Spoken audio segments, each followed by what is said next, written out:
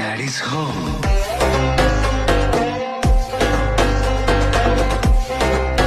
ভাই ভাই ভাই এটা কি দেখলাম, গাড়ির ভিতরে রকি ভাই ভূমিকম্প এনে দিচ্ছে।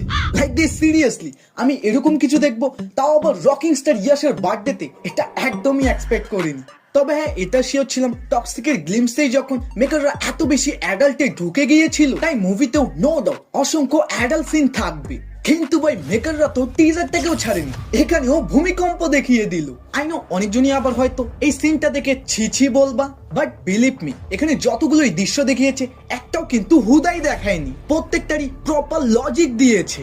একদিকে যেখানে রকি ভাই গাড়ির ভিতরে মেয়েটিকে নিয়ে খেলতেছে, এট দ্য সেম টাইম ওটার কারণেই কিন্তু আবার বাইরে কবরস্থানে বড় একটা ব্লাস্ট হলো। তবে আমি সবার প্রথম গাড়ি থেকে এই পার্টটা বের হওয়ার সিনটা দেখে ভেবেছিলাম আগের বছরই মতো রকি ভাই সেম স্টাইলে কেন এন্ট্রি নিচ্ছে, কিন্তু তারপর দেখি না, এটা তো মাতাল ড্রাইভার।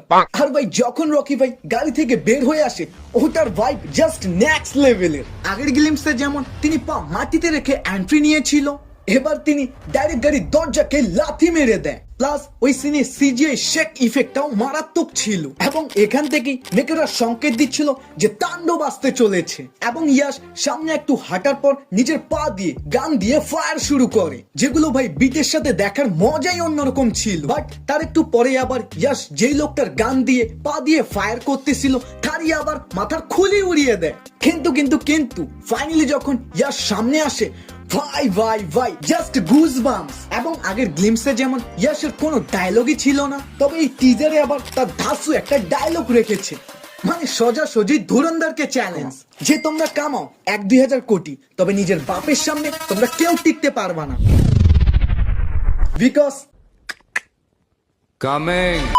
ভাই এই লোকটার ফ্যান্স তো আমি অনেক আগে থেকেই। তবে কেজিএফ এর পর তিনি নতুন কি ডিফারেন্ট ট্রাই করবে, ওটা দেখার জন্য আমি অনেক বেশি এক্সাইটেড ছিলাম যে রকি ভাই কি কেজিএফ এর পর আবারও সেম প্যাটার্নই ফলো করবে, নাকি নিতু মোহন দাস এন্ড ইয়াশ মিলে ডিফারেন্ট কিছু ট্রাই করবে।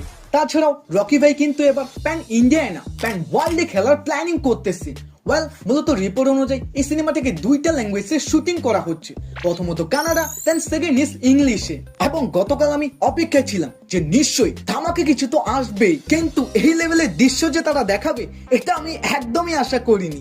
এন্ড ফাইনালি এখন মনে হচ্ছে যে ধুরন্ধর এন্ড টক্সিকের মধ্যে বরাবরের ক্ল্যাশ হবে।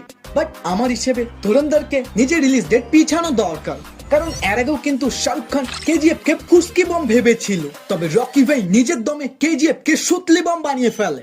তবে ধামাকা তো কিছু অবশ্যই থাকবে, কারণ গ্লিমস এন্ড টিজার ভাই নেক্সট লেভেলের সবাই